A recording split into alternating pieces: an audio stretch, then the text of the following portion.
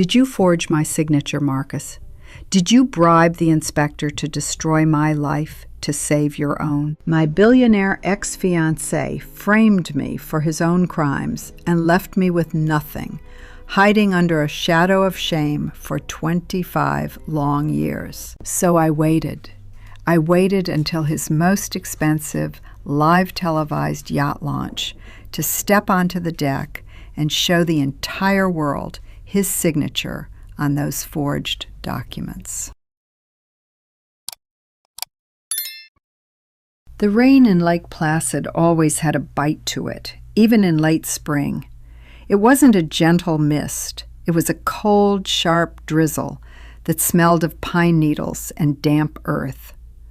Vivian Mercer stood on the gravel driveway of the lake house, her hands buried deep in the pockets of her worn trench coat.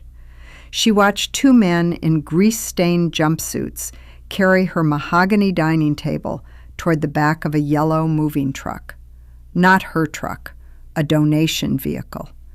They didn't even care enough to store her things. They were giving them away to strangers, clearing out the remnants of her life as if she had already ceased to exist. "Mom, please, you're making a scene just standing there," Elena said. Elena was 28, her hair styled in a perfect sleek bob that the wind couldn't seem to touch. She held a large black umbrella over her head, her eyes fixed on her phone screen rather than on her mother. Her designer boots were pristine, untouched by the mud creeping up the gravel path. "I'm just standing on the driveway, Elena," Vivian said quietly. Her voice was hoarse. She hadn't slept in 3 days. "You look like a martyr," Julian chimed in. He was 31, wearing a tailored charcoal coat that screamed Manhattan finance. He was leaning against his sleek SUV, checking his watch with a practiced, impatient flick of his wrist. "We told you weeks ago this day was coming. The developers paid top dollar for the land. The lease is up. It's over, Mom." "Your father and I lived here for 22 years, Vivian murmured. Her eyes tracked the movers as they carried out a cardboard box labeled "Kitchen, Fragile." That box held the mismatched teacups Arthur had bought her on their trips to the coast. "We raised you here." "And we appreciate that. We really do," Julian said, his tone flat, businesslike. It was the voice he used when dismissing a low-performing intern. "But Dad is gone. The market changed. You can't afford the upkeep on a lake house on a freelance seamstress's income. It's simple math." Simple math. That was how they looked at her life now. Since Arthur died 5 years ago, Vivian had struggled. But the real blow had come last winter. Julian had begged her to co-sign a loan for his luxury yacht charter startup. He had smiled, kissed her cheek, and promised there was 0 risk. Then the business tanked. Julian walked away with his credit intact by shielding himself behind a shell company, leaving Vivian's name on the debt. Her FICO score plummeted to 400. No landlord in New York State would even look at her application now without a guarantor. And her children had flatly refused to sign for her. "We have to be realistic," Elena said, finally looking up from her phone. "Julian is trying to secure a major partnership with the Cross Group, and I have my standing in the city to think about. We can't have our names tied to your bad debt, Mom. It would ruin our credit lines." "I didn't ask for luxury," Vivian said. The cold was beginning to seep through the soles of her boots, making her toes ache. "I asked for a small apartment in town, a 2-room place where I could keep my sewing machine. I just needed one of you to co-sign the lease, just for 6 months. And we told you that's a liability we can't afford," Julian snapped, his patience finally snapping. You should have saved money over the years instead of spending everything on whatever it was you did. You chose not to build a career. You chose to stay home. These are the consequences of your own choices." The words felt like a physical slap. Vivian closed her eyes for a brief second. She had stayed home to raise Julian when he was sick with chronic asthma. She had spent nights holding him, missing her design deadlines, eventually losing her clients. She had sacrificed her career so he could have his. "We found a place for you," Elena said, pulling a glossy brochure from her leather handbag. She didn't hand it to Vivian. She just held it out. "Oak Ridge Lodge. It's in the valley. It's quiet. They have shared rooms, meals are provided, and they have staff who specialize in transitional care." "It's a state-funded welfare facility, Elena," Vivian said, her voice dropping to a whisper. "There are bars on the ground floor windows." "It's what fits your budget," Julian said coldly. "We're not being mean, we're being practical. You can't live in a fantasy world anymore." "I am not going to Oak Ridge," Vivian said. She opened her eyes, looking directly at her son. For the first time that morning, Julian looked away, unable to meet her gaze. "Fine," Julian muttered. "Then where are you going? Because the new owners take possession tomorrow at 8 in the morning." Vivian reached into her trench coat pocket. Her fingers brushed against a heavy, cold piece of metal. It was a brass key shaped like a ship's wheel. Her mother had given it to her on her deathbed, pressing it into her palm with a strength that seemed impossible for a dying woman. "The boathouse, Vivian. When you have nothing left, go to the water." "The old boathouse," Vivian said. "The one on the North Shore, on your grandfather's old plot." Julian actually laughed. It was a sharp, ugly sound. "That old ruin? Mom, it's been abandoned for 30 years. The roof is half gone. There's no heat, no plumbing, no electricity. You'll freeze." "It has a roof," Vivian said, "and it's mine. The land was left to me personally, outside of your father's estate. It's the only thing you couldn't sell." "Let her go," Elena whispered to Julian, her voice carrying clearly in the damp air. "Let her spend one night there. Once she freezes her toes off, she'll sign the paperwork for Oak Ridge. It's the only way she'll stop being so stubborn." Julian shrugged. "Suit yourself, Mom. We've done all we can. We'll be at the Lake Placid Lodge tonight for dinner with Marcus Cross's associates. If you decide to be reasonable, call us." They didn't hug her. They didn't even say goodbye. They simply got into Julian's warm, leather-scented SUV and drove away, the tires kicking up wet gravel. Vivian stood alone on the driveway.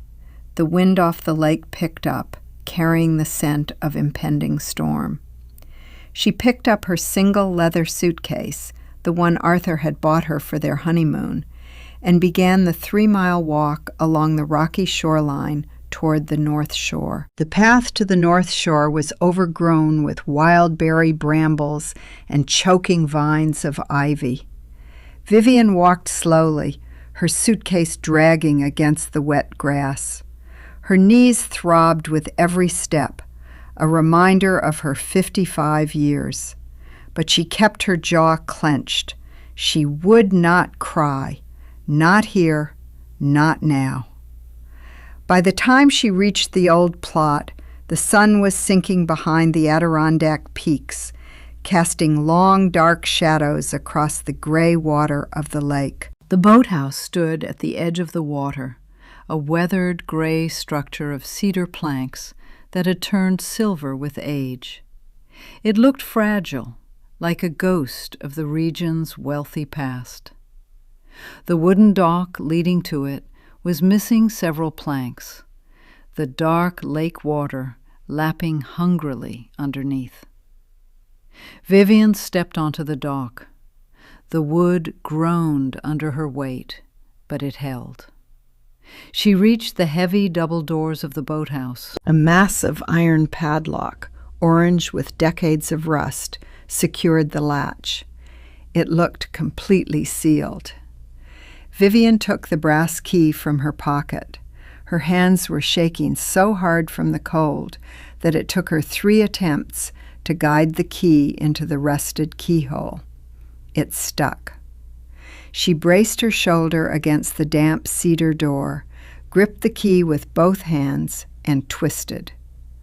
With a loud metallic crack that echoed across the silent lake, the lock gave way. She pulled the padlock free and threw it onto the dock.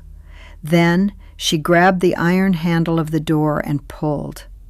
The wood groaned, resisting her, warped by 20 years of winter storms. Vivian leaned her entire weight back, pulling with everything she had left. The door screeched open, revealing a dark, cavernous space. A gust of wind rushed past her, carrying the scent of dry wood, old canvas, and something else, something clean and sharp. Lavender and sea salt, her mother's scent. Vivian stepped inside, her boots clicking softly on the floorboards. She pulled a small flashlight from her pocket and clicked it on. The beam of light swept across the interior. Old canoe paddles hung on the walls. Ropes lay coiled in the corners like sleeping snakes. But in the center of the room, the floorboards looked different. One wide hemlock plank was shorter than the rest, its edges clean, as if it had been cut to be lifted. Vivian knelt down, ignoring the pain in her joints. She slipped her fingers into the gap and pulled. The heavy plank came up easily. Shining her light into the dark space beneath, her breath caught in her throat. Tucked neatly between the floor joists, resting on a concrete support, sat a heavy, military-style metal marine chest.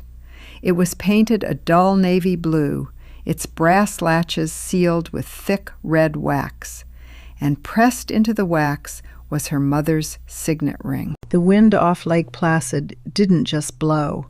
It seemed to breathe through the gaps in the cedar siding, whispering in the dark corners of the old boathouse.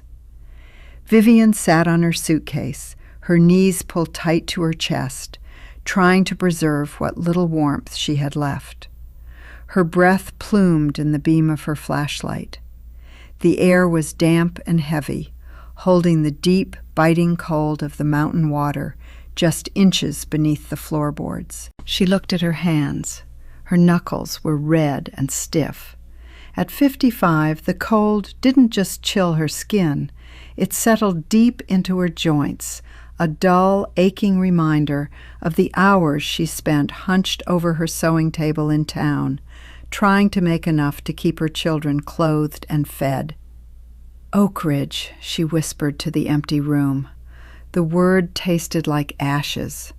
Her children wanted to lock her away in a clinical, sterile room simply because her existence had become inconvenient. Julian's polished sneer and Elena's sigh of irritation seemed to hang in the cold air, more painful than the draft whistling through the roof. Vivian stood up, her legs protesting. She shone her flashlight down into the open floor joists. The blue marine chest sat there, solid and patient, untouched by the passage of 30 years. She knelt on the rough hemlock floor. The red wax seal on the latches was still pristine, the impression of her mother's signet ring clear. Her mother had lived her final years in a quiet, defensive shell, rarely speaking of the past, carrying a heavy, silent sorrow that Vivian had never fully understood. Until now. Vivian reached into her suitcase, her fingers closing around her heavy professional sewing shears. The cold metal felt familiar, a reassuring weight. She used the blunt edge of the blade to carefully pry beneath the hardened wax. The seal cracked with a sharp snap. The red fragments scattered across the dark wood, like drops of dried blood. She flipped the heavy brass latches. The hinges groaned in protest as she lifted the lid, the sound echoing off the curved wooden rafters of the boathouse. A thick, sweet scent rushed up to meet her. It wasn't the smell of damp decay. It was lavender, dried cedar, and the clean, sharp scent of the sea. Inside, wrapped in layers of heavy canvas and blue tissue paper, lay a folded garment. Vivian lifted it with trembling hands. Her seamstress's fingers immediately recognized the quality. It was a classic double-breasted yachting blazer made of heavy midnight blue wool. The fabric was dense and substantial, the kind of English wool that could repel a gale. On the front were 2 rows of polished gold buttons, each embossed with a traditional anchor. This was her blazer, the one she had designed and tailored herself 25 years ago. She had been a brilliant 23-year-old marine logistics coordinator for the North Shore shipping line. She had worn it on her last day at the harbor, the day her world had ended. She held the heavy wool to her chest, her eyes closing as the memories washed over her. She could almost hear the clanging of the harbor bells, the deep rumble of the diesel engines, and the arrogant, confident laugh of Marcus Cross. Marcus. He had been 28 then. He was the rising star of the shipping line, handsome, wealthy, and utterly ruthless. They had been engaged. Vivian had loved him with the blind, consuming devotion of youth, never questioning his late-night meetings or the strange, unsigned cargo manifests he asked her to process. Vivian shook her head, forcing the memories back. She shone the flashlight into the bottom of the chest. Underneath the canvas lining lay a long, cylindrical object. It was a brass marine logbook holder, heavy and tarnished with age. The threaded cap was sealed with a thin band of black rubber to keep out the moisture. Vivian gripped the cold brass cylinder, twisting the cap with all her remaining strength. It resisted, the thread seized by decades of oxidation, but she kept turning until the rubber seal popped. She tilted the cylinder. A tightly rolled bundle of thick, cream-colored paper slid out, along with 3 yellowed envelopes. With infinite care, she unrolled the first document.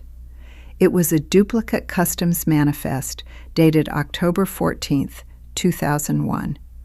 The header read, SS Adirondack, Prohibited Cargo Transit.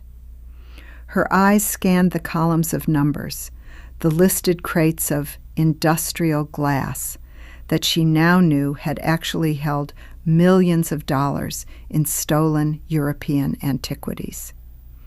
And there, at the bottom of the page, in the section reserved for the authorizing officer, was a signature. It wasn't hers. Someone had forged her signature, copying her delicate, slanted handwriting with practiced precision.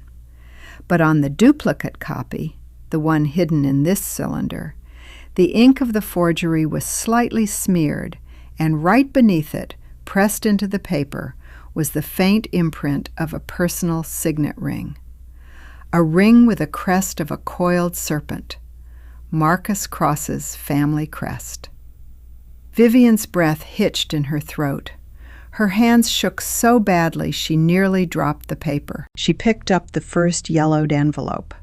The handwriting on the outside belonged to Thomas Vance, Marcus's former business partner, who had supposedly died in a car accident in Europe a year after the scandal.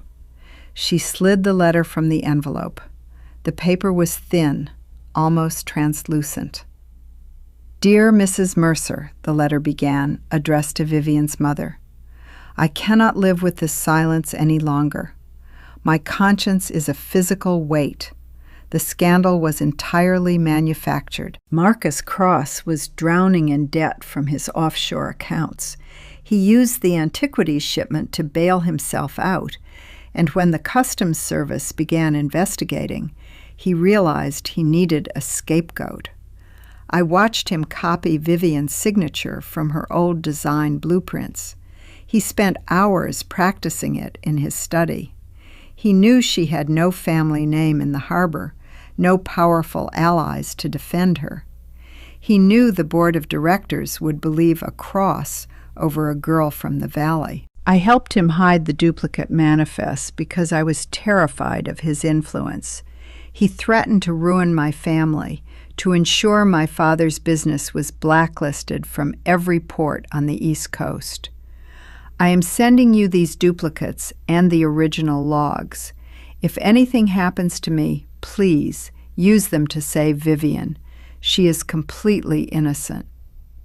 Vivian stared at the faded ink, her heart hammering against her ribs like a trapped bird. 25 years.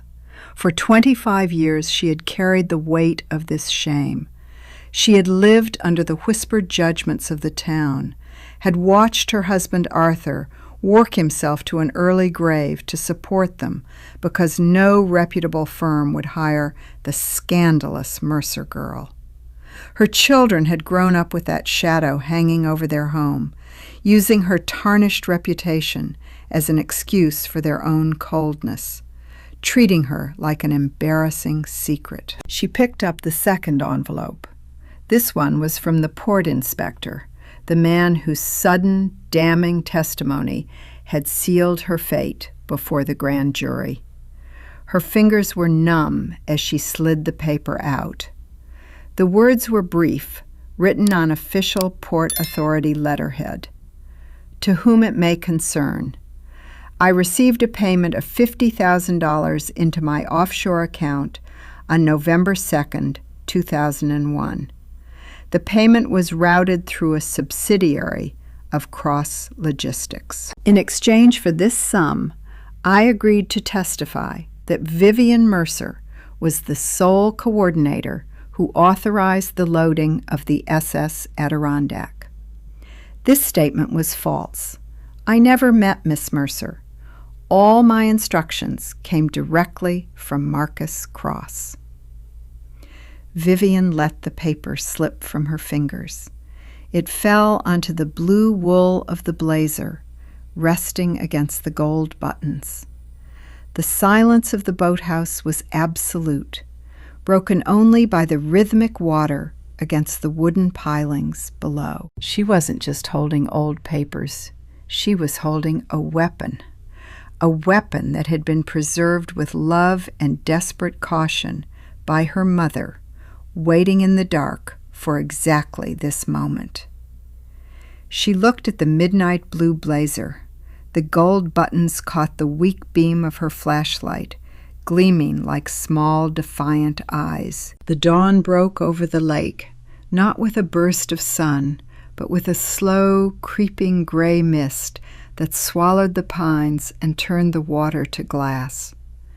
Vivian sat at the old wooden workbench, wrapped in her mother's faded wool blanket. The documents lay spread before her, their yellowed edges stark against the dark, oil-stained pine of the bench. The crunch of tires on the overgrown gravel road outside shattered the silence. Vivian stood up, her muscles screaming in protest from a night spent on the wooden floor. She peered through a gap in the cedar siding. A small, sturdy SUV had parked near the path. The door opened, and Georgia Finch stepped out into the mist, carrying a heavy canvas tote bag and a stainless steel thermos. Georgia was 56, with sharp gray eyes and a practical, no-nonsense bob. She had been Vivian's friend since high school. She had fought her way up to become one of the few respected maritime attorneys in the district before retiring to a quiet life on the lake. Vivian pulled the heavy boathouse door open. Georgia stopped, her eyes taking in the weathered planks, the missing dock boards, and Vivian's pale, drawn face. "Vivian, what in God's name is happening?" Georgia said, her voice rich and steady as she walked inside, immediately handing over the warm thermos. "I got your message. Your children." "Julian and Elena evicted me, Georgia," Vivian said, taking a sip of the hot black coffee. It felt like liquid life sliding down her throat.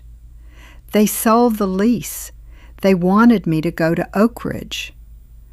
Georgia's jaw tightened, her gray eyes flashing with a sudden, cold anger. "Those ungrateful little—" I knew Julian was slippery, but this? "Where are your things?" "In a donation truck," Vivian said quietly. "But they didn't get everything. Look at this." She pointed to the blue marine chest and the papers spread across the workbench. Georgia set her tote bag down, her professional curiosity instantly taking over. She pulled a pair of reading glasses from her pocket and leaned over the bench. She didn't speak for 10 minutes, her fingers delicately turning the brittle sheets of the customs manifests, tracing the faded ink of the signatures. "Where did you find this?" Georgia asked, her voice dropping to a whisper. "Under the floorboards. In my mother's trunk," Vivian said. "She kept it sealed for 30 years. Georgia picked up the letter from Thomas Vance, reading it line by line. Then she studied the port inspector's confession, her eyes narrowing as she examined the official seal. When she finished, she took off her glasses and looked at Vivian, her face pale but determined. "This is it, Vivian," Georgia said, her voice shaking slightly. "This is the smoking gun. It's not just a collection of old letters. This is documented proof of fraudulent concealment, bribery, and forgery." "The statute of limitations," Vivian began, her heart in her throat. "Doesn't apply here," Georgia interrupted, her legal instincts sharp and precise. "In New York maritime and civil law, the statute of limitations for fraud is told, it pauses, if the defendant actively and fraudulently conceals their crime through blackmail, threats, and bribery. Marcus Cross used his family's influence to keep these witnesses silent. He threatened your family's livelihood. This evidence bypasses the time limit completely. We can file a civil suit." "I don't want a quiet lawsuit that drags on for 5 years in some sterile courtroom while Marcus's lawyers bury us in paperwork," Vivian said. Her voice was steady, surprising even herself. "I want him to look me in the eye when the world finds out what he did. I want his empire to crumble in the light." Georgia stared at her, a slow, appreciative smile spreading across her face. "You want to go after him publicly. He's hosting the launch of his new mega yacht, the Ocean Sovereign, this Sunday at the Lake Placid Regatta," Vivian said, looking down at her old navy blazer. "Julian and Elena are going to be there, trying to beg for his business. The entire regional press will be there." "It's a closed VIP event," Georgia said, her mind already working. "But I still have my Harbor Authority credentials. I can get us past the gate. But Vivian, if we do this, you have to stand there in front of the cameras." "I've spent 25 years hiding, Georgia," Vivian said, her fingers tracing the heavy wool of the navy blazer. "I have nothing left to lose. They already took my home." She picked up her sewing shears. For the next 18 hours, the old boathouse became a sanctuary of creation. Vivian worked by the light of a single hanging bulb, her hands moving with the practiced, muscle memory precision of a master tailor. She transformed it. She carefully snipped the dated, bulky shoulder pads of the 90s silhouette, creating a sleek, unstructured shoulder line that looked modern and sharp. She narrowed the wide lapels, raising the gorge to give the jacket a commanding, contemporary posture. Using a piece of tailor's chalk, she marked the waist, taking in the side seams to create a fitted, powerful silhouette. Her needle moved rhythmically through the heavy midnight blue wool, each stitch a declaration of war. She spent 3 hours polishing the heavy gold buttons with a piece of flannel and vinegar until the embossed anchors caught the light. By midnight on Saturday, she was finished. The blazer was no longer a relic of her ruined youth.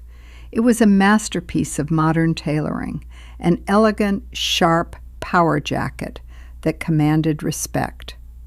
Vivian slipped her arms into the silk lining. She stood before the small mirror Georgia had brought. The woman looking back wasn't a defeated, homeless mother of 55. She was Vivian Mercer, the brilliant coordinator who had been feared by her competitors and respected by the captains. Her jaw was set, her gray hair pinned back into an elegant knot, the gold buttons of her jacket gleaming in the dim light. Georgia stood behind her, a look of quiet awe in eyes. "They won't know what hit them," Georgia whispered. Vivian pulled the collar of the jacket straight.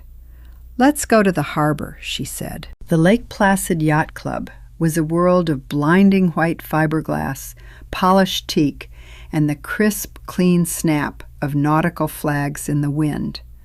The morning sun was brilliant, reflecting off the water with a glare that made Vivian squint.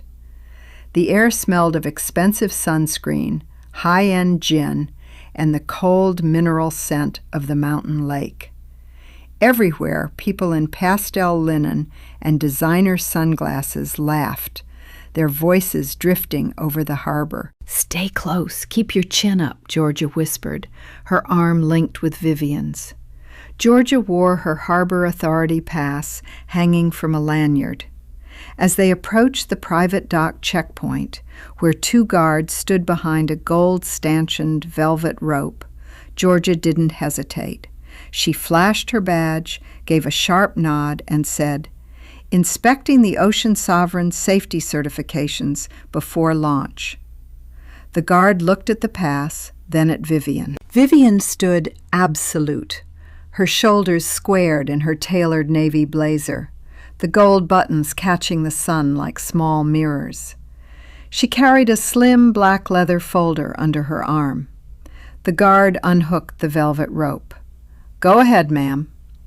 They walked onto the wooden floating dock. At the very end, moored alongside the VIP pier, sat the Ocean Sovereign. It was a masterpiece of luxury, 150 feet of sleek silver hull, darkened glass, and custom decks. "Mom?" The voice was sharp, laced with disbelief and instant panic. Vivian turned. Elena stood near a raw bar station, a half-empty glass of Pinot Grigio in her hand. She was wearing a silk-wrapped dress, her sleek bob in place, but her face had gone completely white. Next to her, Julian froze. He had been laughing with a man in a navy blazer, one of Marcus's senior vice presidents, but the laugh died on his face. He walked rapidly toward Vivian. "What are you doing here?" Julian hissed, his voice a low, furious whisper as he grabbed Vivian's arm. "How did you get in? This is a private, invitation-only event. Do you have any idea how important this day is for my business?" Elena rushed over, her eyes darting around the VIP crowd, terrified that someone was watching. "You're dressed like... Where did you get that jacket? Mom, you have to leave, now. If Julian's clients see you making a scene, it will ruin everything." Vivian looked at her children. She didn't feel anger. She felt only a cold, quiet pity. They were so small, so desperate to be accepted by a world built on lies. She gently but firmly pulled her arm from Julian's grip. Her touch was surprisingly strong. "I have business with Marcus, Julian," Vivian said, her voice calm and even. "You don't have business with anyone here," Julian snarled, his face reddening. "You're a retired seamstress. I'm calling security." "I wouldn't do that, Julian," Georgia said, stepping forward, her hand resting on her lanyard. "Unless you want me to explain to the local press exactly why your mother's credit was ruined in the first place." Julian stared at Georgia, his mouth opening and closing like a landed fish. "Ladies and gentlemen, please direct your attention to the main deck," a voice boomed over the PA. At the bow of the Ocean Sovereign, a small stage had been set up. 3 television cameras from the regional news networks were positioned on the dock, their red lights glowing. Marcus Cross stood on the teak deck holding a silver microphone. He was 58, his silver hair perfectly styled, his skin tan. He wore a bespoke white linen suit, looking every inch the benevolent billionaire, the local hero. "I want to thank you all for coming today," Marcus said, his voice smooth. "Today we launch a new era of maritime luxury." Vivian began walking up the gangway of the yacht, her boots steady on the teak. "Hey, ma'am, you can't go up there," a security guard shouted, but Georgia stepped in his path, creating a brief distraction. Vivian stepped onto the main deck of the Ocean Sovereign. The wind caught her hair, pulling a few gray strands free from her neat bun, but she didn't care. She walked straight toward the stage, her navy blazer cutting through the crowd like a blade. Marcus was smiling, gesturing toward the champagne bottle hanging from a blue ribbon at the bow. Then his eyes drifted toward the gangway. He saw her. The smile died on his face. The microphone in his hand wavered, a high-pitched feedback ringing through the speakers. He recognized the midnight blue blazer. He recognized her face. The tan seemed to drain from his skin, leaving him looking suddenly old, suddenly fragile. Vivian stepped onto the stage, right next to him. She reached out and took the microphone from his hand. The cameras turned, their lenses focusing on the gray-haired woman in the pristine navy blazer. The crowd went absolutely silent. "Marcus," Vivian's voice rang out through the speakers, clear, steady, and amplified across the entire harbor. "I have something that belongs to you. It's been waiting under the floorboards of Lake Placid for 25 years. Marcus tried to laugh. The sound was thin and dry, rattling through the system. "Ladies and gentlemen, I apologize," he said, turning to the cameras with a stiff smile. "This is an old family friend. She has been unwell for many years. Security, please help her off the deck." Georgia stood in their path, holding up the port inspector's confession. "I am a retired maritime prosecutor. Touch her, and you are obstructing a federal investigation." The guards hesitated. Vivian didn't look at them. She looked only at Marcus. She opened the folder, pulling out the duplicate SS Adirondack manifest. She held it directly in front of the lens of the center television camera. "This is the duplicate manifest from October 14th, 2001, Vivian said. "The SS Adirondack carried stolen antiquities. I was blamed. But right here, under the forged signature of my name, is the smeared imprint of your family's coiled serpent signet ring." "You stamped the forged copy, Marcus. In your haste, you made a mistake." She pulled out the second document, holding it up for the cameras to zoom in on. And this is the signed confession of Robert Lind, your port inspector. He admits under oath that he received $50,000 from a subsidiary of Cross Logistics to falsely testify against me, to make me the scapegoat so you could pay off your offshore gambling debts. A murmur ran through the crowd. The reporters were no longer looking at Marcus. They were crowding the stage, their cameras zooming in on the signatures and the seals. The red lights on the lenses remained solid. It was broadcasting live to hundreds of thousands of households across the state. It's a fabrication, Marcus stammered, his polished billionaire facade cracking. His hands were shaking, the silver microphone knocking against his teeth. We made mistakes, but the company— Did you forge my signature, Marcus? Vivian asked, her voice dropping, yet perfectly captured by the microphone. Did you bribe the inspector to destroy my life to save your own? Marcus looked at the cameras. He looked at the crowd of his peers, who were already stepping away from him, their faces filled with disgust. He looked at the documents in her hand. The trap was closed. I had no choice, he whispered, the sound carrying over the speakers. I had to protect the legacy. I'm sorry, Vivian. I've lived with that choice. The crowd erupted into a sea of shocked whispers and shouting reporters. The aftermath was swift and devastating.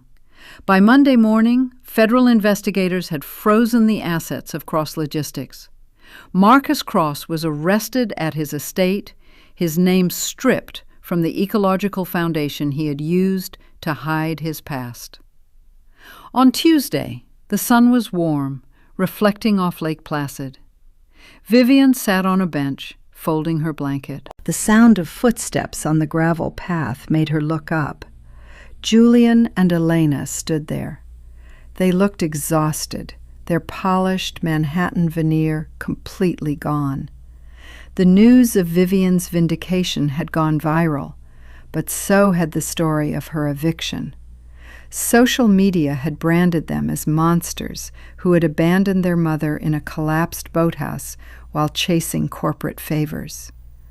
"Mom," Elena said, her voice cracking as she stepped forward, We had no idea." "You had 25 years to believe me, Elena," Vivian said softly.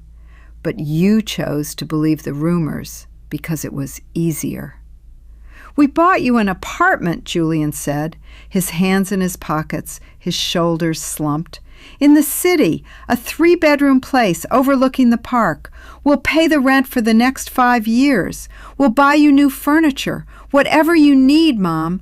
We just want to make this right." "You want to buy your way out of your own shame, Julian," Vivian said, standing up. "You didn't care when I was a liability. You only care now because your clients are looking at you with disgust." "Mom, please," Elena sobbed, reaching for her hand. "We're your children." "And I am your mother," Vivian said, her voice firm and absolute. "But our relationship will no longer be on your terms. I do not need your guilt money, and I do not need your charity. I saved myself. If you want to be in my life, you will earn your place. You will show me respect, trust, and care." Not with expensive apartments, but with your actions, over time. If you cannot do that, then do not call me. They stood in silence, looking at the woman they had dismissed as weak, realizing she was stronger than both of them combined. 6 months later, Vivian stood in the garden of her new home, a small, historic stone cottage on the quieter southern shore of Lake Placid. The civil settlement had been substantial, enough to buy the cottage outright and set up a beautiful studio. On the main wall of her living room, framed in an archival shadow box, hung her midnight blue yachting blazer, its gold buttons gleaming in the soft afternoon light. The doorbell rang. Vivian wiped her hands on her apron and went to the door. Julian stood on the porch, holding the hand of his 7-year-old daughter, Emma. He looked nervous, but his eyes were clear, holding a genuine humility Vivian had never seen in him before. "Hi, Mom," Julian said softly. Emma saw you on the news. She's been asking about you. She wants to learn how to sew, and I was hoping you might have some time for her today, if you're willing." Vivian looked at her son, then down at Emma, who was looking up at her with wide, curious eyes that held none of the judgment of the past. "Come in, sweetheart," Vivian said, stepping aside, a warm smile breaking across her face. She took Emma's hand and led her toward the sunlit studio, where the spools of silver and blue thread sat waiting on the wooden shelves. "Let me show you something beautiful," Vivian said, pulling out a chair. "And let me tell you a story about why truth and dignity are the only things in this world that never age." Julian nodded quietly from the porch, a soft tear in his eye, deeply grateful for the second chance to finally do things right.